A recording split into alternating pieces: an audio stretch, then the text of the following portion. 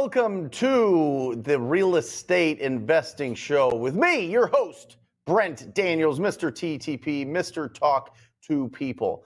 I have been in love with this business since 2003. I got into it and started taking action in 2004, and I have boiled this business down to three things, and they're on the screen here with me. Number one is if you want to be an incredible real estate entrepreneur, if you want to be an incredible real estate investor, you want to be an incredible real estate wholesaler, it comes down to these three things. Number one is you got to find properties with potential. You got to find properties with potential. Some of us call this motivated sellers. Some of us call this discounted properties or distressed situations, distressed properties.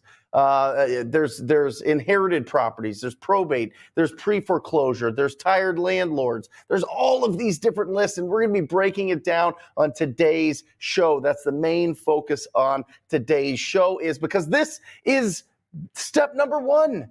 It's step number one. If you Google it right now, how many residential properties are there in the United States? There's 143 million. And based on the 2020 US Census, 6 to 10% of the real estate market is in distress at all times. There's some sort of motivation built in there. So us as real estate entrepreneurs, as investors, we make our money when we buy them, okay? Let me say this really clearly. A property that is bought right is already half sold. It's already half sold for a profit. So the number one, the seed of your business is finding the absolute best deals with the best potential. Okay? And that's really when you see masters of this game, it all comes down to they recognize more potential. They recognize the potential. That's it. So as you start leveling up in this business, you start recognizing more and more and more potential. The more experience you have, the more that you can recognize different potential and get better profits and better deals, okay? But it all starts with how do you go out there and find those properties with potential. That's it. We don't go after every property in the world. We go after very specific properties. Sometimes we boil it down to ugly homes or ugly situations, which is absolutely fantastic. You can certainly do that if that just helps you in your mind to really stay focused on where you are spending your time and your efforts. Find properties with potential. And then once you find properties with potential, that's great. You can do all the research you want. You can do all the analytics you want. You can have all the best processes for reaching out to these property owners. But if you don't have quality conversations, you don't build up a pipeline of opportunities. And your pipeline of opportunities is where the magic is. This is where this is make or break in your business. You have to keep that pipeline full, and you got to keep adding to it all the time. Remember this, when you have a pipeline of leads, a pipeline of opportunities, usually it's between, like, if you're reaching out to them, if you're being real proactive, if you're cold calling, if you're texting, if you're door knocking, and you're reaching out to these property owners, it's typically between 30 to 50 leads that you need to get one deal closed, to get one check, one wire into your bank account. 30 to 50 leads to get one closed deal. So what does that mean? That means when you close that deal, you don't have to just replace one lead. You have to replace 30 to 50 leads. Remember that. Remember that it is constant and never ending. The lifeblood, the engine of your business is your lead generation. And that all comes down to one, finding those properties that have potential, two, having quality conversations, and three, making offers. All right? Remember, quality conversations come down to four parts: condition of the property, timeline to sell, their motivation, and their price. You find out those four things: condition, timeline, motivation, price. That is a quality conversation. You actively listen, you start building relationship, you start building rapport, and then all of a sudden you've got somebody that wants to do business with you. That is a quality conversation. And then we make the offers. And we break that all down in this channel on these live shows. It's absolutely incredible. We have a great time doing it. But today we're focusing on step number 1, finding properties with potential. And I have curated the absolute best 120 minutes that this industry has ever seen. This live show is going to be the best when it comes to understanding what list you need to go after, what property owners you need to target to have the most successful 2024. It's going to be absolutely bananas. So stick around, strap in, get ready.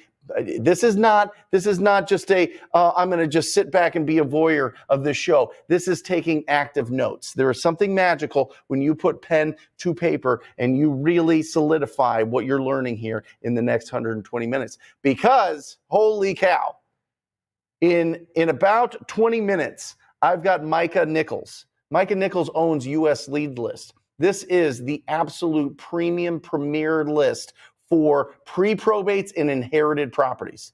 This year so far, we've done 11 deals on inherited properties, 11 deals averaging $27,000 a deal.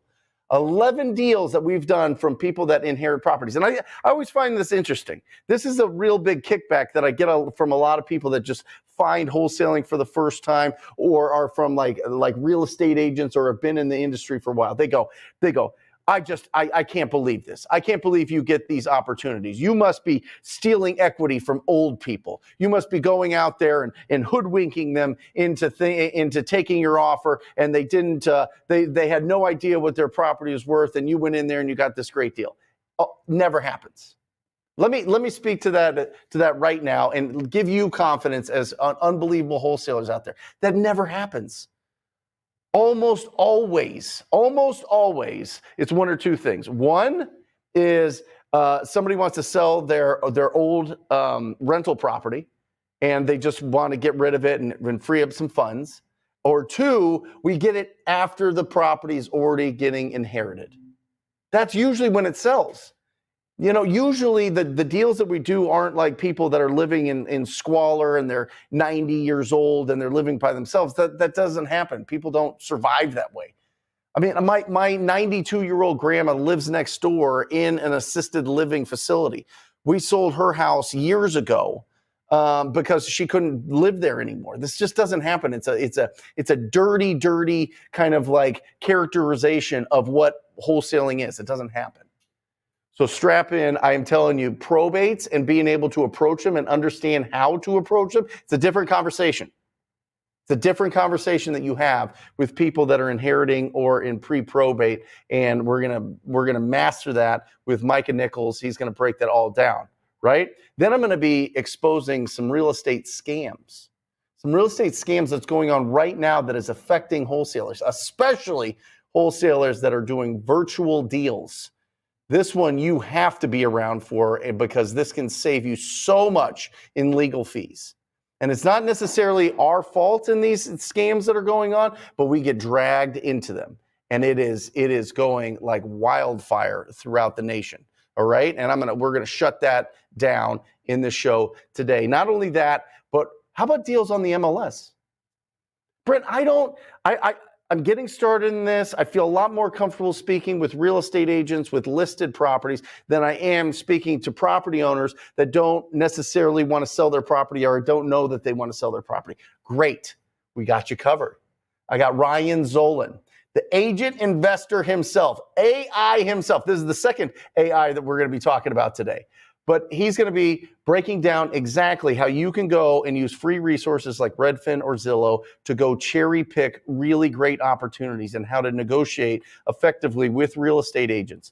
How long do they have to be on the market? What kind of discount are you looking for? What do you say to these agents? How do you have confidence speaking with real estate professionals? All of those he's going to be covering in about an hour.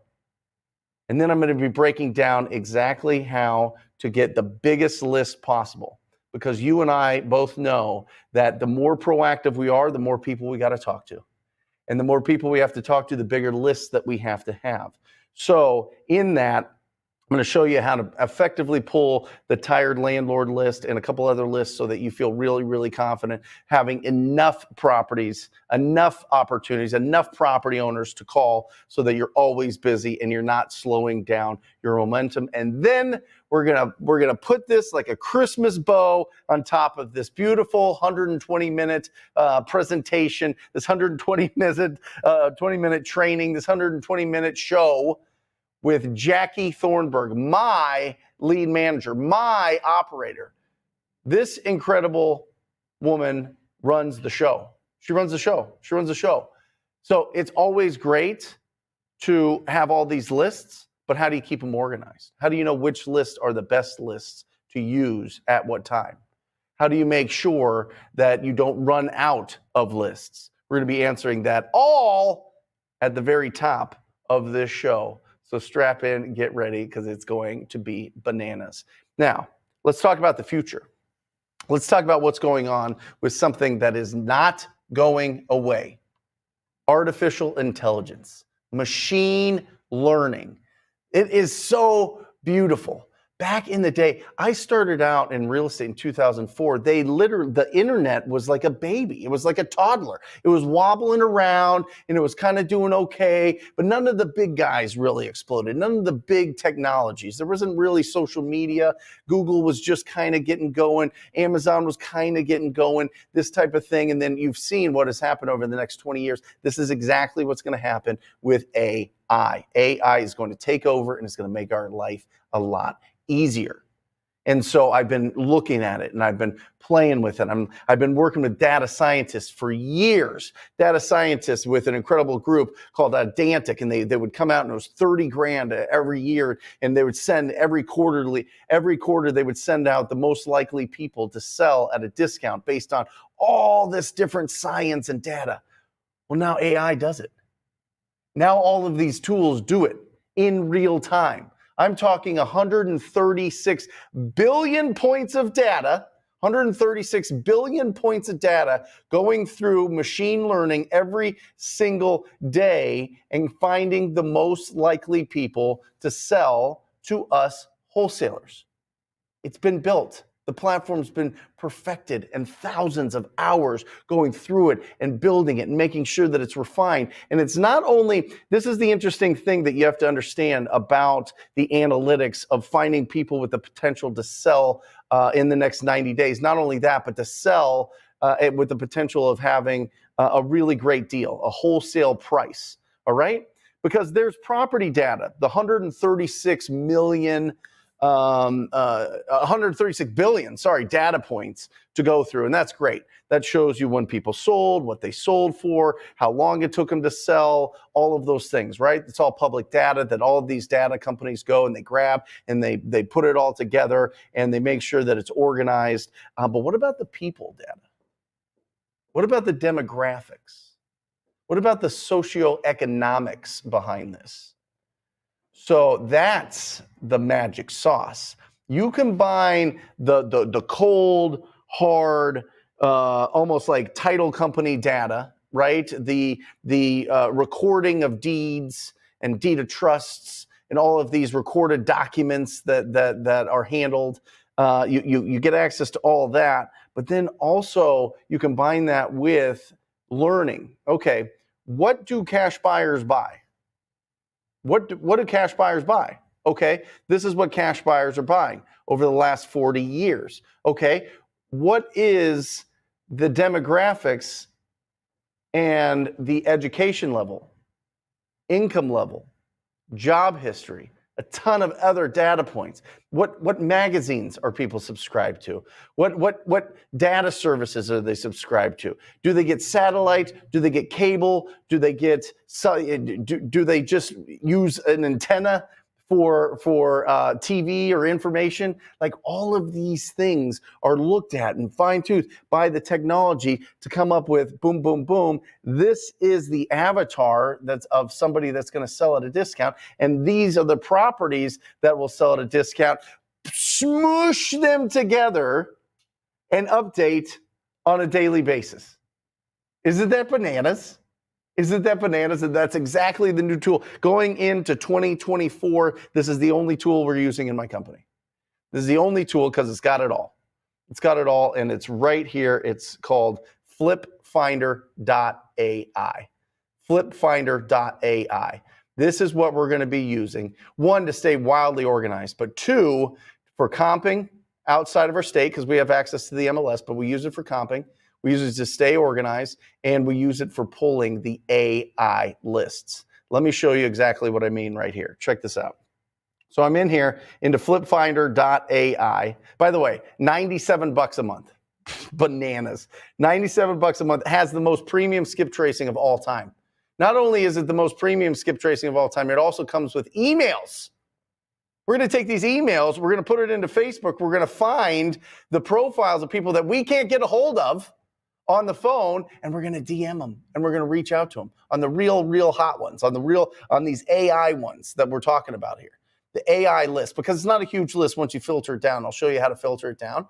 But because it comes up with a lot of different leads, and there's specific buy boxes that we're looking for in our business, right? We're looking for properties that are the most likely to have the most buyers looking at them. All right, so take a look at this. All right, I'm going to show you this. This is a list that I pulled in a zip code called 85033. And with this Flip Finder, you get 5 zip codes a month that you can pull data from. And you can switch those zip codes every single month. If you want to pull a bunch of data, you can pull out 20,000 addresses at a time. It is bananas. I've been waiting for this for so long. It's so exciting. Anyway, so you look at these properties here, and you can see I just pulled this AI list.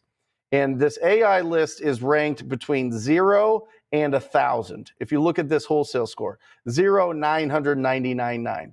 So if I want to look at a minimum of properties that are above, let's call it 600 on this score, that'll bring my list to 538 properties right there. Boom, in this zip code that I can go after. Now, obviously, if I want to adjust this wholesaling score, I certainly can. If I want to go to 500 just to open it up and see what's going on. But the beautiful thing is this, guys. Beautiful thing is this isn't just the absentee owner list. This isn't the pre-foreclosure list. This isn't the vacant property list. This is a list that you can only find here. You only get this using this algorithm. This algorithm to be able to pull this list. So when you're talking about, I call people and they've had a million calls and they get a ton of texts and they get a ton of mail and they get all this and that. Boom. Right here. Now, are people going to use it? Sure. But is everybody going to use the same? I mean, if you look at all the different resources that you can pull lists from, those are the big ones, right? And they work. And we're going to talk about them on this show. But it's not the only, but they're all the same lists all across all the different platforms. This is the only list on this platform. I mean, this is the only platform with this list. Let me flip-flop that.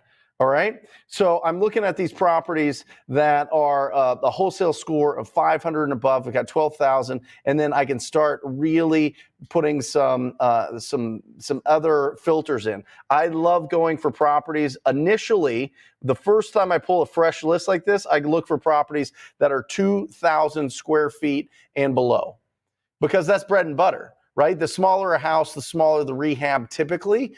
And that means that you've got more buyers, because the buyers are able to afford to buy these. There's more people that can afford to buy these with the fix-up budgets that are required. So I go 2,000 square feet, and that brings me down to 11,681. And then the one thing that I love doing here is I love adding property value. And what I do is I go in and I go into median sale price in Phoenix, and I pull that up, and where did that go? Median sale price Phoenix. Here you go, right here. And it shows 440,000, right? So I'm going to plug that in here because I want to be under that median sale price. I don't want to go too luxury because, again, the buyer base is going to be a lot smaller for that. So I'm looking for properties that are 440,000 in property value and below, an AI score of 500 more, and then I can start really playing around. I can go in just for single family houses and because that's really where the most cash buyers are looking for, and that brings it down to 10,000. And then I could just play around. I like going and putting in 1993. I want 30-year-old properties. 30-year-old properties or more, 1993 for year built, and now I've got 9,857 properties to go after. Are you kidding me? Absolutely. And then you could just start peeling away. That's just one zip code. That's just one zip code. If I want to start, I want the best of the best. I'm going to go 700 score and above, 700 to 1,000, 188 properties. 188 properties. Do you think that you can afford to skip trace and call 188 properties? 1,000%. 1,000%. That's very reasonable. That's very manageable. And then you look in there and you're having these incredible conversations. And then if you really wanted to go bananas, you can go and just put the individuals that own these properties. Now I've got 154 properties that are individually owned. People own these individuals that have a score of 700 or higher likelihood of selling in the next 90 days. Say it with me. Bananas. Oh, I love this. I love this. I love this. I mean, this is right here, fingertips. You'll be able to pull that, and you can pull 5 different zip codes. Imagine pulling 5 different zip codes of 700 and above wholesale score that are below the median value, that are 2,000 square feet or smaller, that are owned individually, and they were built between after 1993. How about this? Let's go one step further. Let's get crazy. Let's go that they've owned these properties. The last sale date, let's say that they've owned these properties at least in the last for 5 years. Now we've got 66 properties that we can call. And by the way, I can set this up to send me alerts as soon as new ones pop up. So every single day I can have new ones that I'm going after. Well, I don't have a dialer. I don't have a huge budget. I don't have too much time. Okay, then be a sniper. Be a sniper. If you can't be a Gatling gun, then you got to be a sniper. That's just the absolute fact. So then you take these 66 properties, you skip trace them, you get 80 to 85 to 90% of them back with phone numbers. You reach out to them, and all of a sudden, you're starting to build your pipeline of leads. It goes back to what we were saying, find properties with potential. Find properties with potential. Let me tell you this. The stats show 300% more contact rate with these leads than with a tired landlord list. 300% improvement in contact rate. 15 point something, almost 16% more likely to sell in the next 90 days than all the other properties. Science, baby. I love it. And listen, I'm not an analytical guy. I'm a guy that went out and did my first 20 deals, driving for dollars, finding ugly houses, writing down the addresses, trying to find the phone numbers, call them up, and get those opportunities. It's incredible. And that was in 2012. So in 11 years, we're now at this point where you can literally filter through and find, based on the history of what cash buyers are purchasing, based on different degrees of motivation, different signs of motivation that these property owners have, based on the demographics and the, what is it called, socioeconomic factors smushed together in real time, getting updated. Isn't that wild? What a time to be alive. Guys, flipfinder.ai. It just came out. This format has just come out. Just came out. That's it. It's absolutely bananas. So definitely check it out. It's $97 a month. $97 a month. You get your CRM in there. You get comping tools. You get, I mean, look at this. You look at this property here, and you want to look at the comparables. Look at this. Boom. Pulls it all right there. Look at that. You get to look at all of these comps right here and go after this property, have a quality conversation with the property owner, and figure out what you can offer. Boom. Quality conversation. Step number 2. Step number 3, make your offer. I mean, gosh, this is incredible. I am so excited about this. I hope you guys are excited about this. This is game changing. This is absolutely incredible. Ton of questions about it, huh? Awesome. Ton of questions. Give me one, and then we're gonna, guys, we've got Micah with US Leads List. We're gonna be going into inherited properties and probate properties in about 2 minutes. But give me one question about this. Here you go. Jonathan, it understands what cash buyers are looking for. It understands that. And then it matches up what were all of the factors with that property. So first, they look at all of the data points with that property, and then they look at all the data points of the seller that sold that property. What is the avatar of that seller that sold that property? And they mix it together. Woo! One more real quick. When it skip trace, does it give you relatives? I think it's just the property owner. There's probably some relatives in there. Yeah. But we've made millions of calls, and very rarely do we have to call the relatives. If we have to call the relatives, that's more of a question for Micah, because when a property gets inherited or the owner no longer is able to answer the phone because they've passed away, then you reach out to the relatives. So perfect segue into bringing the incredible Micah. By the way, don't bring him on yet, Matt, because I want to really explain US Leads List. US Leads List, I talked to the owners of US Leads List in 2015 and in 2018. And they said the waiting list in Phoenix is too long. You can't get this data. There's no way you can get it. You couldn't get it, right? And that was because nobody gave up this list. No, I know 3 people in town that have literally built their entire business just doing inherited and pre-probates. And so it is a powerful list. Again, 11 deals this year from inherited properties. And they were a mixture. There were a mixture of US Leads List and some of the other lists that just came into our life. Some of it came from pay-per-click for sure.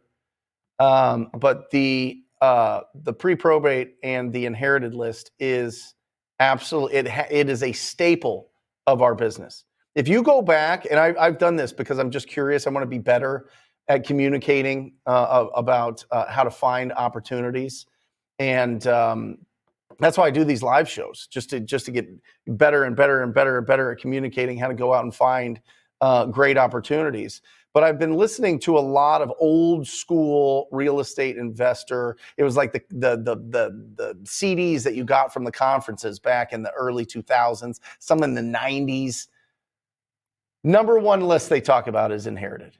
Number one, they talk about they didn't even talk about go out and drive for dollars or any of that. They said you got to go and find the properties that are inherited.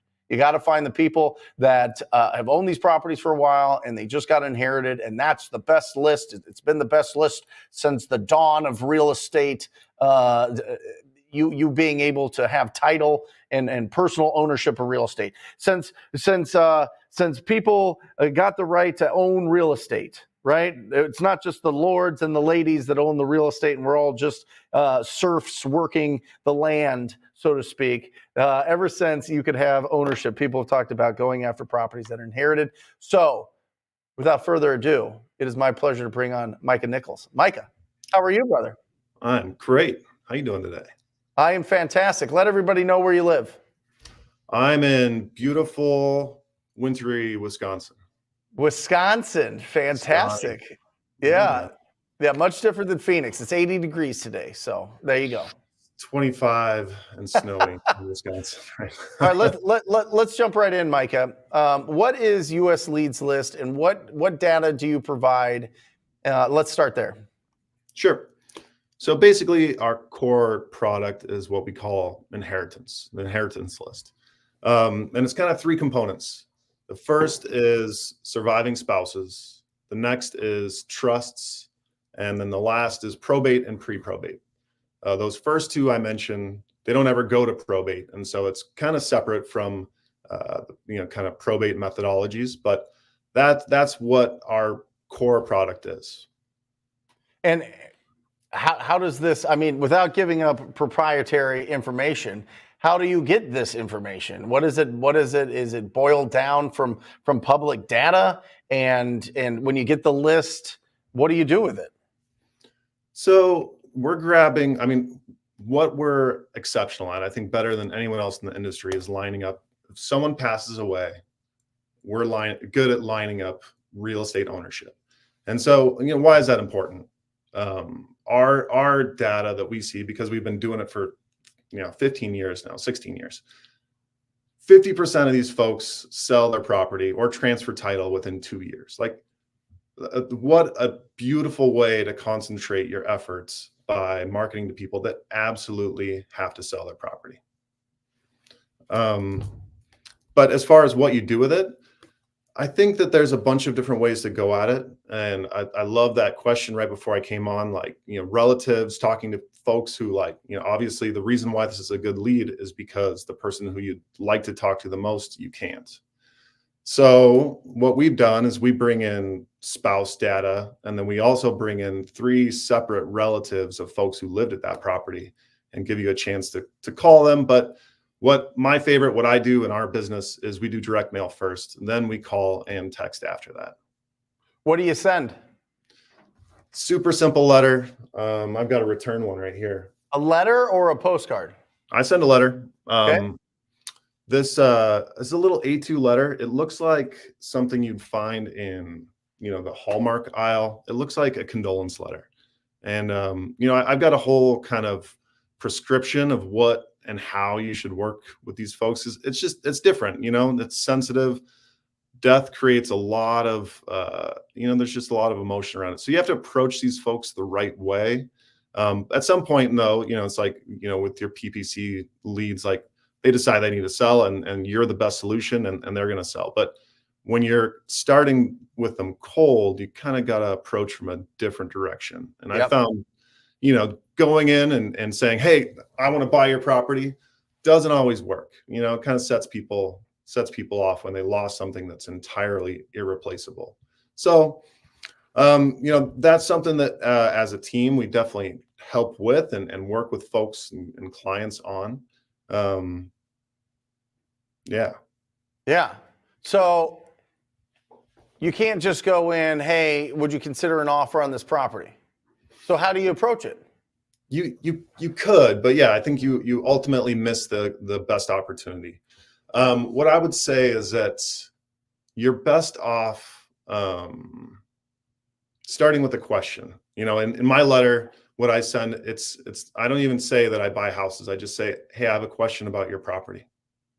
And for me, I know Wisconsin's different than other markets around the world, but transitioning that from a traditional buy letter to just that simple question, I'm getting 10% response rates right now, just in my personal business. And yeah, like, I got to triage, what's your question?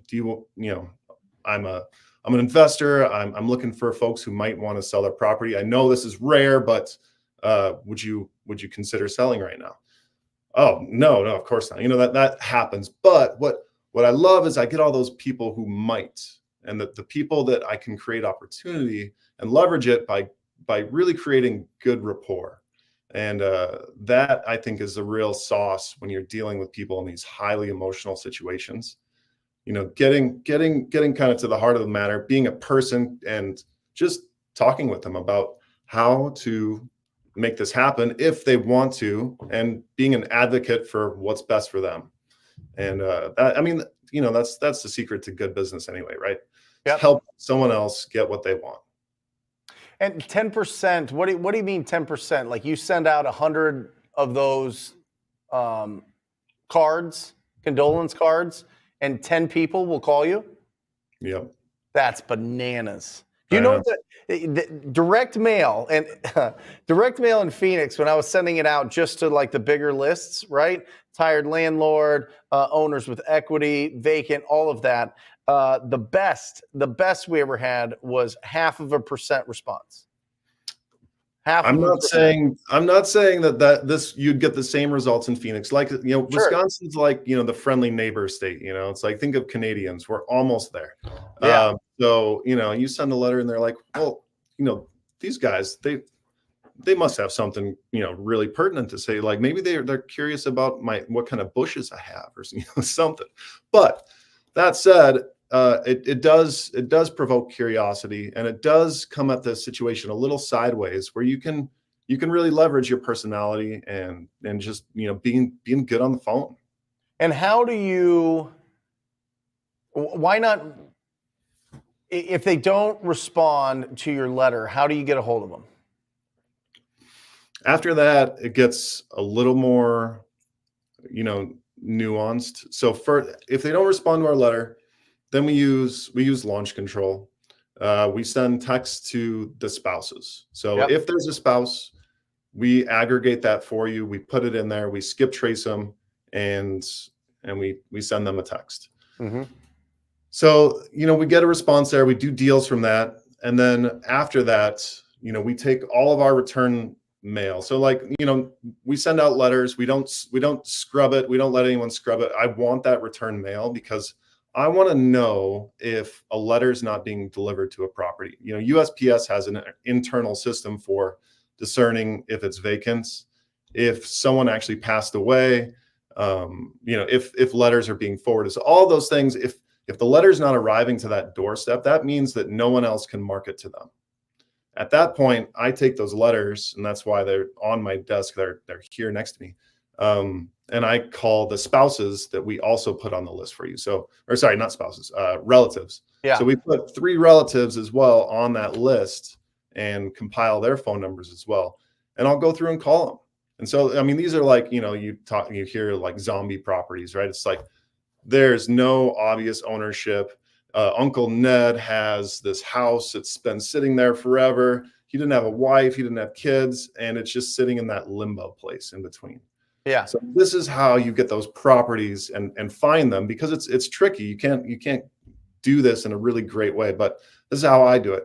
I'll call those relatives and I'll just say, hey, do you know this 123 Main Street? Do you know? I sent a letter. It got returned to me. Do you know the owner? And they're like, oh yeah, that's Uncle Ned's place. Oh, okay. Well, I'm an investor. I'm trying to see if this is a potential good fit for a buy. Do you know if they'd be interested in selling? Well, he passed away. I was like, oh, gotcha. Okay. I'm so sorry to hear that. Do you know if there's plans to sell it maybe? And at some point you kind of become the impetus to monetize that property. Someone's going to get the money if you can initiate that. And this was what I'm talking about, does actually go through probate, and that takes time and it takes effort, but this is where the biggest, juiciest deals are. Dimitri, Dimitri? Yep. This is the premise of his whole business. This is what he does. He grinds just to find these zombie properties where no one's at, and he calls the relatives, and that's where he makes the lion's share of his money. And I mean, this guy lives in Belgium. And when I talked to him, he said he was doing, 7 figures in another country. Like he might be on this live right now. Dimitri Van Camp. it. He's absolutely incredible inspiration. But yeah, just focused on it. Yep, that's exactly right. So okay, we mail them first. Mm-hmm. Can't get a hold of them, we text them. Can't get a hold of them, we call them, and then we move on. And it updates every month. Updates every month, but they keep getting mail, I assume. Yeah. You got to follow up on these folks. Like, again, I come back to, I can't overstate the emotional component of this. It's like, it's sensitive, right? Like, and if another thing too, it's like, if these people feel at all like you're trying to monetize their uncle who died, like that is going to kill the deal. So you got to come at this from a way of just, I'm an investor. I mail lots of folks. Oh, he passed. I am so sorry. Like you need to be genuine when you're talking to these people. Like think of, grandma, someone who's passed away. We've all had someone who we miss. Yep. You really need to connect with folks on that level. Otherwise, they smell a phony, and they're going to get off the phone and you'll ruin the deal before it can start. But yeah, you got to remail.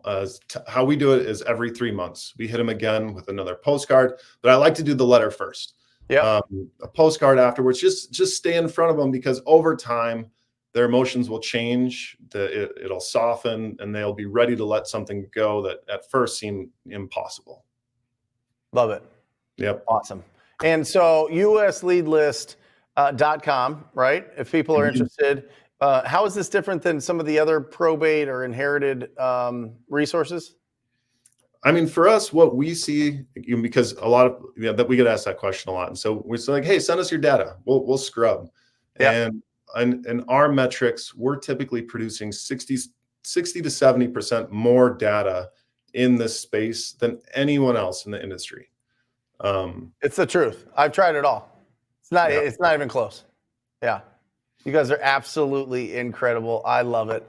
And you and I later today are putting together a course on going after inherited and probates for the Rhino Tribe. I'm really excited about that.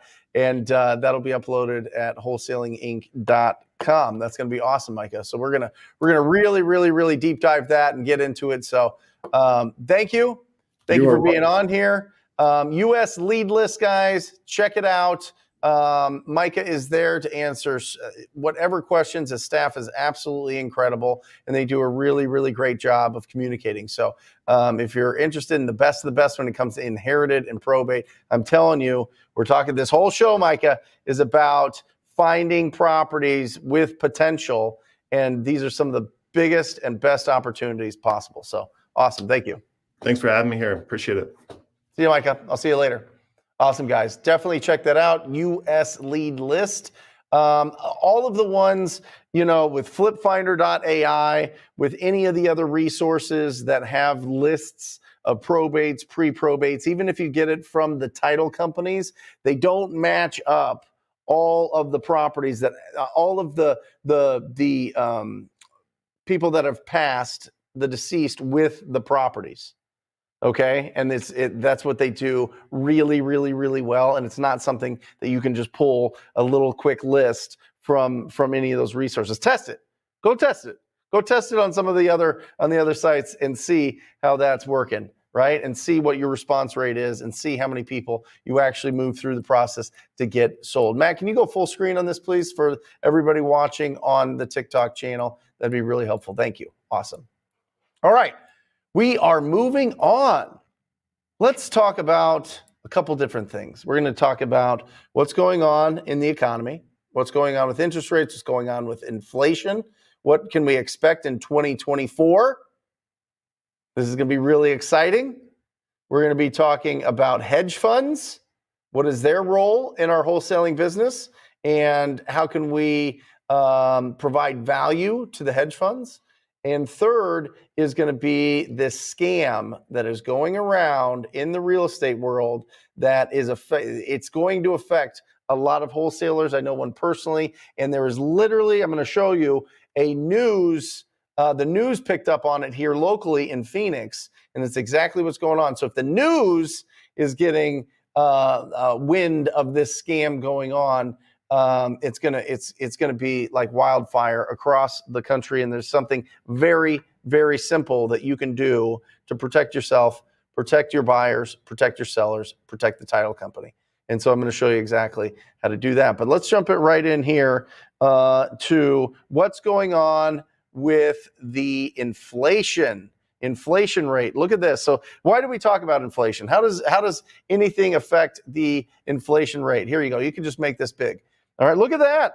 That's a cool looking chart. That's looking good. If you look here, and I don't know if you can see this, but okay, now you can see it. June, right here, between May and June of 2022 last year, it went bananas. It went to 9%. 9% inflation. And then what did the Fed do? The Fed raised interest rates to slow down inflation.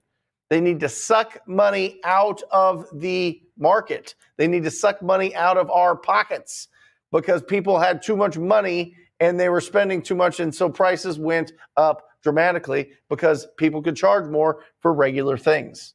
Okay? And so when that happens, what banks do is banks get a bigger return by putting it into the central bank. So they take money out of the system. They stop lending as much money, and that's called an increase in interest rates. So what happens when there's an increase in interest rates? Well, that means that hedge funds, what they do, let me draw this out real quick, because I think that this is going to be helpful and really help out. All right, so you've got this hedge fund, and they put people's retirements. They put what is it when you're with a company or a government for a long time and then they pay you for a while? What is that called? They give you monthly. Nobody here knows. Oh my gosh. Okay, pension is what it's called. They put it into the stock market. All right. Sorry, I don't know what a pension is because I'm an entrepreneur.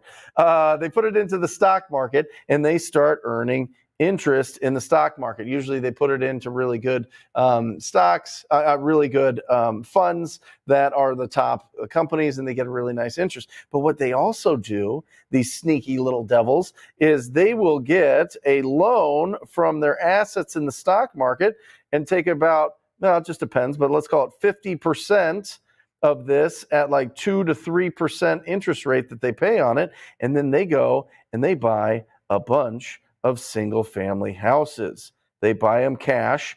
They get the rent from these houses, and then they get even more return on their money. These guys are making money on top of their money. But what happens when this interest rate all of a sudden goes up to 5 to 6%? Well, that means that they just keep it in the stock market, earning the money that they are, and they stop putting it into properties. And that's exactly what happened, guys, last year. So guess what happens? You can switch it over, Matt. Guess what happens when interest rates go down? They get a better return when they pull out money, loans from the stock market, essentially, and put it into the real estate market. All right? They double dip. So if you see interest rates being affected, now look at where we're at now. We went from 9% to 3.2%. Let me get it so that you know that it's this year, 3.2% in October. We don't have November's numbers here, but 3.2%. It's supposed to be lower now in November. So we're finally getting back to a reasonable time, like in 2020, and the rest of the time really was kind of bouncing between the low ones to 2.5, and that's really where they want it. They want it at 2%. When they do that, then you hear all the announcements that they're going to lower interest rates. So let's take a look at this. What is the mortgage rate forecast? I like looking at the MBA, the Mortgage Bankers Association, because their whole livelihood is giving mortgages. Their whole livelihood is lending money to buy properties, okay? And so what do? You follow this and you look at what their forecast is, and they think by the end of 2024, interest rates will be 6.1%, and by 2025, it will be around 5.5%. So how do I figure this into my wholesaling business? I'm just a wholesaler. I sell properties for cash. What does that mean? Well, lower interest rates mean more buyers. More buyers mean more flippers. More buyers mean more people adding to their portfolio. So all those people that scurried, like, you know, when you go into the ocean, you're kind of going by all the coral and you see all the little creatures and you go by them and they scurry into the coral. I don't know. Maybe you've never been snorkeling, but if you haven't, it's awesome. It's a ton of fun and you'll love it. And the salt water is like taking an Epsom salt bath and your body feels amazing. You are glowing afterwards. So do it. All right. But when you do that, you'll see that they see creatures, they kind of scurry all over the place and they disappear. All right. And that's exactly what a lot of buyers did as soon as interest rates increased. Okay. And so when the interest rates start decreasing, you're going to see a lot of these buyers come back. What does that mean for us? That means our deals get bigger. 2021, my average deal size was $50,000. Now it's 25. Went down 50%. I have to do twice as many deals to make the same amount of money because buyers are tighter on their numbers. Not only are buyers, the reason buyers are tighter on their numbers is because there's less buyers. There's still plenty of buyers, by the way. There's still deals happening every second, every millisecond is a deal is closing, boom, boom, boom, boom, boom, boom, boom, around the country. So there's still plenty of buyers, but there's just not as much. And the hedge funds are on pause. But watch the hedge funds start coming back. Watch the hedge funds looking for great opportunities to buy really good assets in their buy box. And don't give me that, oh, great, here the hedge funds go. They're going to buy up all the real estate. They're going to go get all of it. They're going to own all of it. I think if you look at the stats, they own like 2%. Maybe not even that. I think it's very, very, very low percentage of actual home ownership is the hedge funds. There's 143 million properties, right? If they owned a couple million properties, it's not even 2%. So it's not, don't get into this, oh, we're going to be a rental society and all of this. There's 143 million properties. There's 19 million real estate investors that have rental properties. So the hedge funds are looking to pick up properties that are newer. They're looking to pick up properties that fit a certain buy box, and so make sure that you understand what they're buying. Make sure you understand what their buy box is, and without a doubt, do not build your business solely selling properties to hedge funds. I have had this happen so many times to people to incredible rhinos in the rhino tribe, and they end up losing everything. You lose everything because you put all of your efforts on really, really, really unsturdy ground. It's like sand. Another analogy for the beach, snorkeling and building your business like on the beach. Don't do it. Like, don't build your business just on hedge funds. It is a addition. Because the fact is, there's really not a tremendous amount of skills involved with selling deals to the hedge funds. There's not. And because of that, it goes away. It goes away fast, and it's gone. So don't build your whole business around it. I have somebody right now that was making $1 million a year for 2 years, and their income has been less than $100,000 because they built it this last year, because they built their business around hedge funds. So it's a great cash buyer resource. It should be something that you're actively going after, but don't fall into the seduction of the easy sales, the seduction of big deals, the seduction of just going after properties that fit the buy box and selling them to the hedge funds, because they pay a ton. They were paying like 110% of the value for properties that were in pretty good shape, not perfect shape. And so a lot of people fell into that. So don't do it. Now, let's talk about scams. Woo, this is an interesting one. All right. If you'll pull this up, Matt, this is what's going on. This was on the news.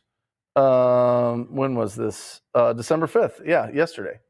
So this is Valley buyers and sellers beware. Real estate scammers are taking properties. Knock, knock, knock. Listen to me. If you are a virtual wholesaler, the alarm bells are going off. Let me explain to you what's happening, okay? This is what's happening. Us as wholesalers, proactive. You could get rid of this, Matt. I'll just talk to the audience. We're calling or getting calls and talking to people, or they find us and they say, hey, I want to sell this property. We're like, great. And it's a smoking deal. I mean, smoking deal. It's almost too good to be true, right? And they're either pretending that they're the property owner, or they are pretending that they represent the property owner. The property owner doesn't want to deal with it. I'm coming in, I'm helping them do this, selling their property. I've got power of attorney, whatever else. They give me power of attorney to sell it, right? Typically, these properties are vacant. Vacant land is a huge one that they're hitting, but typically it's the bigger deals are going to be single family houses that are vacant, townhouses that are vacant, whatever. They find out that they're owned free and clear, so there's not a tremendous amount of paperwork that's involved for lien payoffs. They find out there's no big liens on the property. And then they sell you these unbelievable deals at a discount. And then they tell the title company, yeah. Send your notary over. Notary goes over, and they fake their IDs. They literally take their IDs, but they change the information on a driver's license. They're changing, Alondra. They're changing. They're using fake IDs and signing, and it goes back to the title. They fill out all the information for the title company, because the title company does they send out a packet to make sure that you are the person that you say you are. But they figure that out. They're probably ex-title company employees, or know the system, or just have done it enough to figure it out. They put together fake IDs, and then they get, and I don't know how they set up bank accounts. I don't know how that all works. I have no idea. But then they sign as the property owner for properties that the property owner doesn't know are being sold. Somebody that I know, it's happened to 3 times. In this thing, it's happening all the time in Phoenix with vacant land and with vacant properties. And people are just, so this really hits home on a couple different things. Let me show you how to avoid this. So in this, what does the wholesaler do wrong? Nothing. We're ignorant. We just don't, we thought this was the property owner. The title company's job is to confirm that it's the owner. Title company's job is to make sure that the right person is signing on this deed, to make sure that they do it. This is a title issue. It truly is. But you're dragged into it. What if the person that represents the seller that's in this lawsuit wants to also sue you, which is happening all the time? Well, maybe not all the time, but it could. It's at least happening to somebody I know. And it's happening here because these people are talking lawsuits like crazy. So it's not necessarily like, oh my gosh, I'm doing something wrong. I'm selling to the wrong seller. But they don't know that. They don't know if you're in on it. They don't know your level of knowledge on this. They don't know if you're part of the scam. So they're going to investigate. It is going to, we talk about, it's not time management, it's not priority management, it's not energy management, it is attention management. I am telling you from personal experience of being in lawsuits, the office lease judgment that I had in my 20s, it takes all of your attention.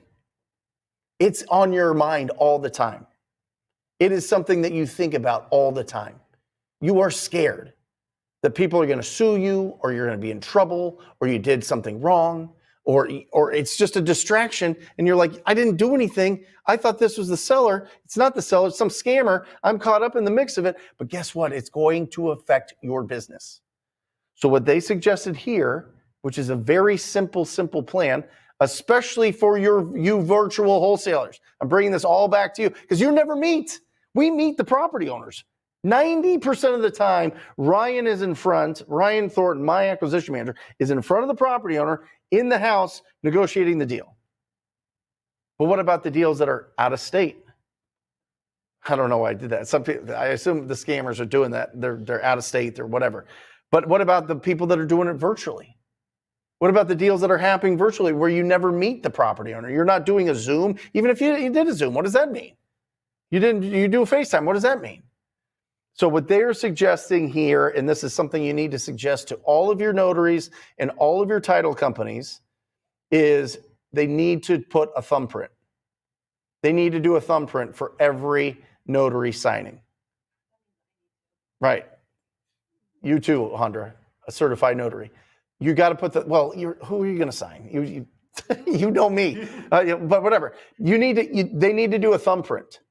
Because one, people will probably get wiggly if they don't want to do a thumbprint, or if they want to do the electronic notary.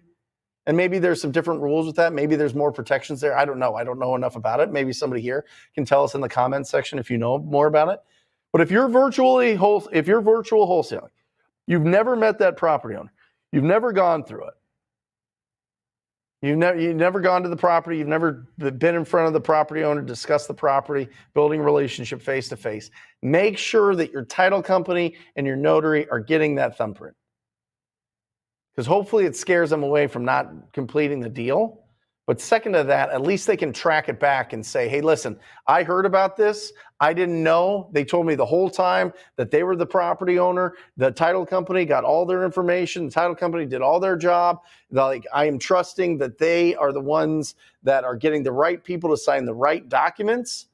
And I encouraged everybody to get a thumbprint with the notary. Because then they can track it back and get the people that are really involved. But if it drags on, these people are using different identities, different things, different ways to avoid law enforcement. It's going to drag on longer and longer and longer. And then that means it drags on longer and longer and longer for you.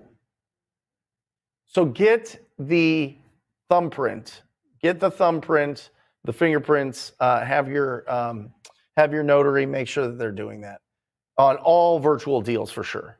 I mean, if you feel like, I would do it for every deal, but I mean, if it's a deal where you've met them and you've talked to the owner and you've built a relationship and all this, then you're probably going to be okay. I mean, I assume you're going to be okay. But I am telling you, this is the new scam. People are faking identities, being sellers, going to wholesalers and saying, hey, listen, you want to buy this property? I need to get out of it. I need to be done with it. Blah, blah, blah, blah, blah. Or I represent somebody and they're not an agent. They're not an attorney. They're not a family member, whatever. Do your due diligence. Make sure that the people that you're talking to are actually the right people. And just protect yourself by making sure that the notary is using a thumbprint. There's a question. Okay. Yeah, it should cover it. Daniel Quijano. Great to see you, buddy. Thank you. Thank you for being on here. What an honor. Guys, if you don't know Daniel Quijano, he is one of the absolute best at teaching people how to close more deals. Title insurance should cover it, absolutely. But guess what they don't cover? Your attorney fees. Your attorney fees, they're not. You got to lawyer up for yourself. Let me tell you what's happening with the person that I know that's involved in one of these deals. Title company goes, sorry, we can no longer talk to you. Our legal counsel said, sorry, we can no longer have communication with you. Woo. Doesn't it make your stomach hurt? I mean, it just makes you feel like, oh my gosh, like, ugh, you know? So yeah, title insurance will cover it. Title insurance will hopefully. I mean, that's the whole point of that is to make sure that it does cover it. It'll cover it for. Listen to this. Listen to this. The deals that the person that I know that is involved in, the cash buyers have already started the rehab on a property that they don't legally own. Do you know how many different strings there are going into this thing that are just, oh my gosh, there's just so much negativity, so many negative strings coming into your world on a deal like this, on people that are scammers. We need to get out, we need to crush this, and we need to be aware of it. Because if you're aware of it, then you can have the spidey senses to really dig into it before it goes too far. I mean, the easiest thing, do face-to-face appointments. Do face-to-face appointments. Make sure the title company understands. Title companies are getting warned about all this. Make sure they're using the thumbprint. Make sure that you're doing all the work up front to make sure that you're working with the people that are actually the right sellers. Okay? And you should be good. And this isn't most deals. This is very rare. But I'm telling you, one in a lifetime in a business one of these deals will trip up your business if you're a solopreneur for the whole year. I mean, it's going to be a distraction for at least a year, maybe longer. Could be longer, especially if they're very elusive, and especially if you have to prove that you're not involved. The person I know sold 3 properties to the same person this way. 3. And I'm sure that there's people in other markets that go virtual that have sold a lot of other properties to a lot of other people. And so just make sure, guys, that you protect. You know, make sure that you really understand who the seller is, who's involved, and you'll be good. If it's too good to be true, this is what I'll say. This is probably the easiest way, because this has come up a couple times, and I'm like, this isn't real. It's just not real. And then you dig in a little bit, and they disappear. If you dig in a little bit, scammers disappear. They don't have to. It's a veneer. So once you get past the veneer, they're like, oh, okay. Well, I don't want to do business with you anyway. Okay, great, right? But if it's a property that's in pretty good shape, and it's a smoking deal, and it's vacant, and you just don't really understand what's going on there, why are they selling it? Double, triple, quadruple verify that you're actually speaking to the right property owner, right? And never, ever, ever do one of these. Hey, I'll give you cash. I'll give you the earnest money up front.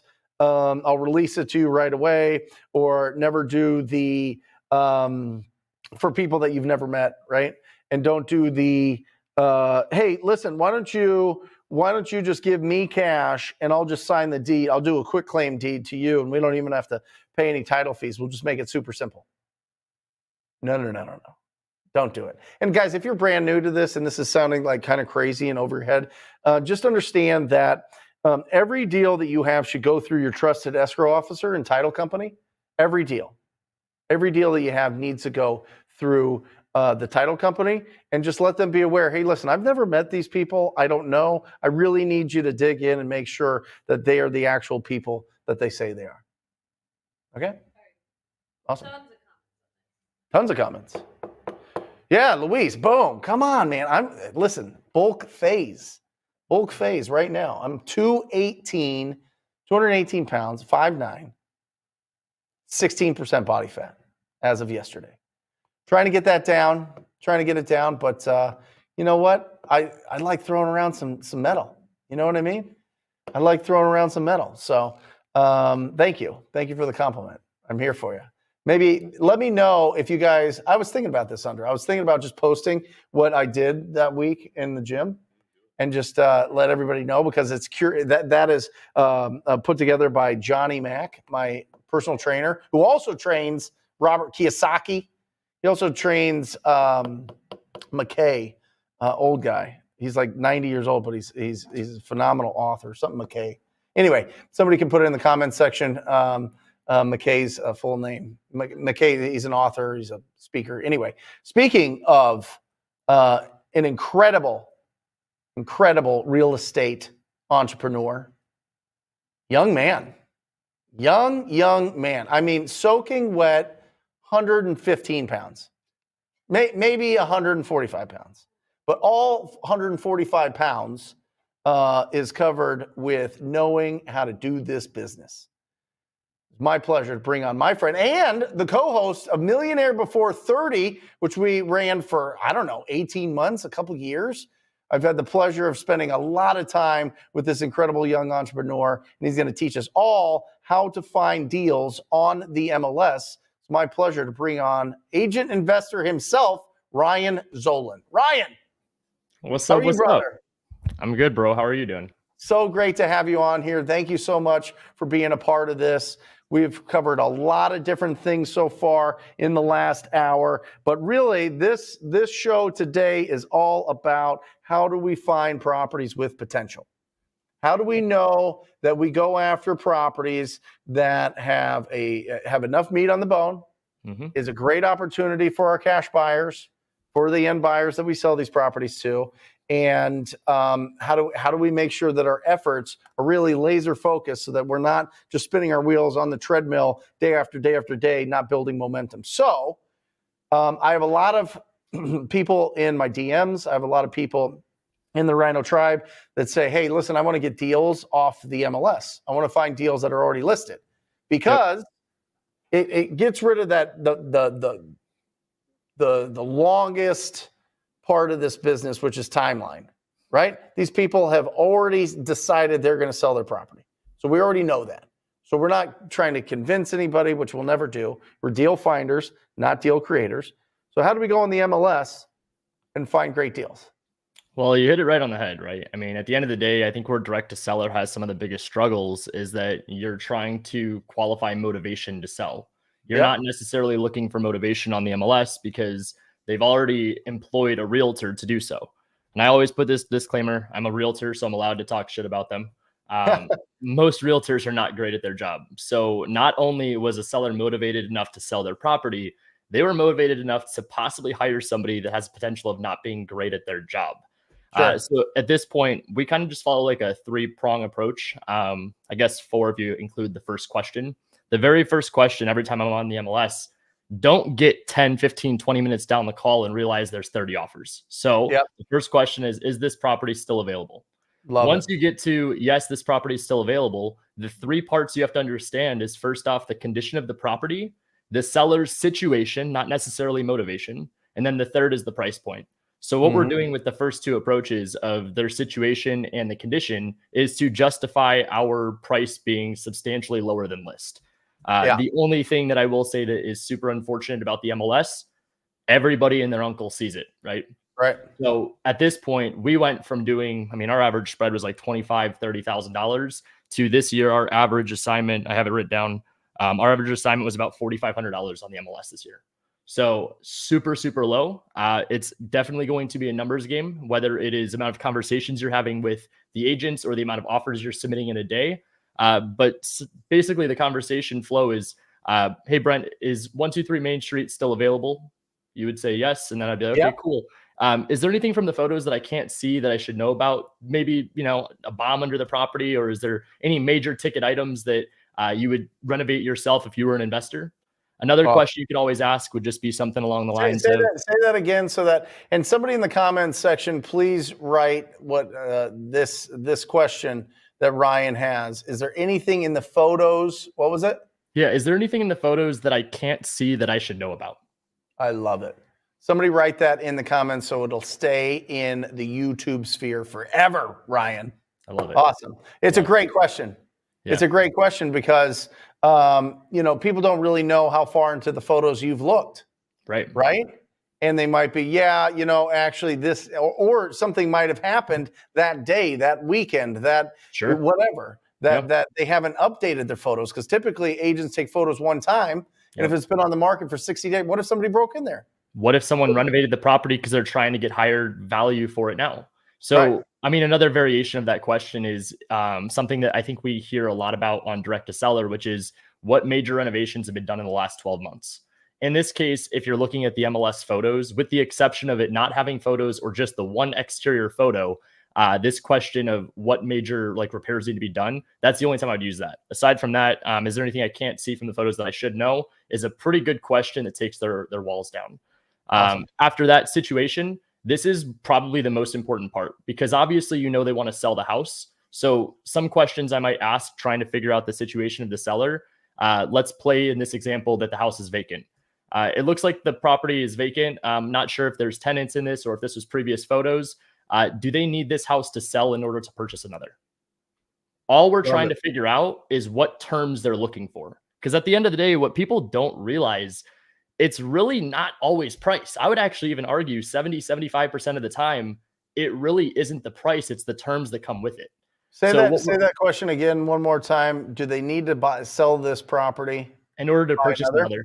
Yeah. Yep. Guys, write it in the comments. Somebody. Do they need to sell this property to buy another? 100%. Another way of asking is, if they can't get their price, what are they going to do with the property? Right. And on the MLS, I don't know if it's just this strategy specific, but I always hear the agents say, well, they'll just keep it. They'll just keep it. They'll just keep it. Yeah. So what I always just try to get to, instead of allowing any kind of solution of there not being a purchase, whether it's me or somebody else, is just figuring out what exactly it is that they're planning to do when they sell. Now, obviously, we do deal with a lot of real estate agents that treat their license as if they're attorneys. So they're like, well, I can't disclose that. So this is where it really is just 10% what you say, 90% how you say it. You have to find the ways to get them to break down the barrier between you and the information of the seller. Obviously, it's not going to take away any fiduciary if I find out if they need to sell this house to buy another. That may give me a little bit of leverage in my offer if knowing that they don't need to sell it is on the table. But with that said, let's pretend it was a house that's occupied. Look, just to be completely transparent, I see that this property looks like it's occupied. I want to be super respectful of the seller and their times, and also just to be transparent myself and my team. But in this case, because the property is occupied, I'm going to assume that they probably need to sell this house to go into the next. The line there that I use that's key is that I'm going to assume that they need to sell this house in order to buy the next. At that point, you're making an assumption, which most people always say is a bad thing. In this case, what's an agent going to do? Oh, no, my client doesn't need to sell this house. Oh, no, they'll sit on it. They're waiting for their price. Or here's my favorite. They already have a house. They're already building. They've got a cabin up north. They're going to assisted living. They already have it figured out. The last piece of the puzzle is them selling this property. So at this point, then, lastly, we get to the price, which is justified then by the condition not being brand new and the situation of the seller being something that they're willing to trade price for, obviously, for speed and convenience. So it's almost like you've done this. It's almost like you've built a business around this. This is wild. Guys, give them some love in the comments. Wow. Ryan, you are flame throwing right now. All right, let's keep this going. You've got like what are those, honey badger blood running through your veins right now? I love it. All right, it's honestly, just to be very transparent, because I always think that it's worth the while when you're on social media. There's a lot of smoke and mirrors you see. The fire is that right now, especially in this strategy, I'm working twice as hard to make half as much. We're not making great money doing this. I mean, we're making good money relative to a 9-to-5 job and working for a salary. But in the investment space, going from where it was to where it's at today, it's had us really have to sharpen the tools. I mean, if you're not passionate about this and trying to master a specific skill set, you're going to get swept away right now. That's it. I love it. So let's talk about, we know the process once we find the properties, but let's talk about what property should we be going after. You going after every property that's been on the market over 30 days? Like, let's start this. What's your filter when you're looking at, if you looked at Zillow or Redfin right now and you were looking at, and you were to put in filters, what filters would you put in and target those properties and have conversations with those agents? Yep. So in this current market, obviously, as of recent, the rates are going in the right direction. But the most motivating factor for any seller that has a house on the market currently is time. So 30 days is something, if I was in a smaller market or a market where there was maybe less than 10,000 active listings, 30 days is a great starting point. If you're in one of the major metro markets, this is some like real sauce here. 60 days is what most people go to, 60 or 90. What I always recommend is put 5 days before that. You have to find a little bit of an advantage against your competition right now. And if everyone's doing 60 or 30, 60, 90-day searches, 55 days on market, you're catching it 5 days before everybody else. So I'm going on to Zillow. Been on Zillow 55 days. It says days on market. I'm going 55 days as a minimum. And then what? So I'm breaking these into separate searches. I don't really love to stack searches with different filters combined, just because it makes the criteria as small as possible. It sounds kind of weird, but I do want a bigger net. I just don't want every listing. So 55 plus days in specific like hot areas where I would buy or where I have my hottest buyers going. That's where one of my main searches is at the moment. Second is going to be keywords. This is something you see all over the internet. Zillow has a great filter for this. As is, invest, motivated, reduced, back on market. Handyman special. You get TLC. That's it. And you can make each and every one of those a list. You can do fixer. You can do fix and flip. You could do remodel, total remodel. You could do TLC. You could do as is. You could do all those as separate ones and just see which keywords work the best. 100%. And then from there, like you said, set it into separate searches. So that way, every day when you wake up, people always ask, like, what's the routine? I mean, obviously, without going too much into variables and stuff like that, you have to be, I think you're the one that talks about this the most. It's conversations and offers. So if you're not actually looking at properties every single day, why not start your day off with a win? Now, I'm not going to talk bad about if you want to go find whatever your morning routine is or perfect morning, but if you're not looking at properties before 9 a.m., I'm beating you. So that's it. At the end of the day, what I recommend, you set a search. roll over when you first get up, look on your phone, scroll through all the searches that you had saved and sent to yourself every morning. So the very first thing you do is celebrate a win. You didn't make the bed yet. You turned over and you looked at 5 properties. You wrote down the address in your notes. And now the first thing when you get into the office, it's not worrying about putting on some motivational video to get yourself going or walking around the office. You have 5 properties to comp. Let's get to work. So save searches, check them first thing in the morning. And then for those that are like super tech savvy or even have MLS access, this is like my bread and butter. We've identified, this has been consistent over the last 4 years. We pull the data direct from the API on the MLS. There's this thing called Delta. Delta is essentially the change from the price of where it was originally listed to where it's currently at. The sweet spot is 5 to 15%. If you are a 5 to 15% drop from the original list price to where it's currently at today, they are some of the most motivated sellers because they are dropping prices. Guys, write it down. I am telling you, put it in the give some more love to this man. This is incredible, man. I love all of this. So 5 to 15, is there a way to find that? What the original list price was to the reduction on Zillow easily? It's not necessarily on Zillow. I've been trying to find a way. We actually had a meeting on Sunday with a guy that's like super techie in California, and he's going to test it out on Zillow, but we've only had success on the MLS that has API, and not every MLS has an API that you could code into like a spreadsheet. So, but you could build a bot for this. 100%. I mean, you could easily have somebody build a bot on Fiverr or Upwork to show you that and put it into Excel, and you could just look at it. I mean, if you just want to just like make it as simple as possible, because it shows you the history of the listing in Zillow and I think in Redfin. And so you just look at, okay, here's all the properties 55 days or more. They're in this area that I know that the buyers want to look at. It's under this price point. I would probably still do median sale price and below. If it was me, I'd go 440 in Arizona, in Maricopa County. I would go 440 and below.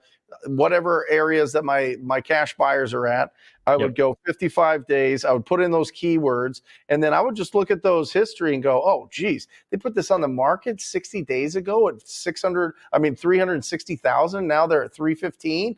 Ooh, this is going to be. I mean, I literally pulled one up in Zillow. I just typed in keyword motivated as one of the words. You go to the price history and it shows, like, for example, the one I'm looking at right now was listed on 7/30/2023 at 95,000. They dropped it 2 months later, September 6th to 89,000. So it was a minus 6.3% drop. Now where it's at today, they dropped it again November 3rd. It's at 87.5. So 6.3%, they dropped an additional 1.7. They're over 7% drop. That's a highly motivated seller. Why would you spend time calling anybody else when you have that right in front of you? Boom, guys, there it is. There is. I promised them at the start of the show, Ryan, that we were going to blow their mind, and here we are. Here we are. How's the comments? Are people giving them some love? Okay, good. Ryan, how old are you now? I'm 25, almost 26. 25, almost 26 years old, guys. I mean, absolutely incredible. He has been an inspiration to so many people, and I'm telling you, just a go-giver and an incredible professional. And Ryan, how can people get more Ryan Zolan? How can they be around you? You know, honestly, I'm not here to promote anything. I have a Discord and stuff that if people wanted to check out, we do free coaching and stuff. Like we literally call agents together as a community every morning. Awesome. But no sales pitch or anything like that. They could just Google Agent Investors, find our stuff, and then if they want to Agent Investor on Discord? Yeah, agentinvestors.com will take them to everything. Awesome. Guys, check that out. agentinvestors.com. Ryan Zolan, incredible community, incredible man. If I put you on a scale right now, what do you weigh?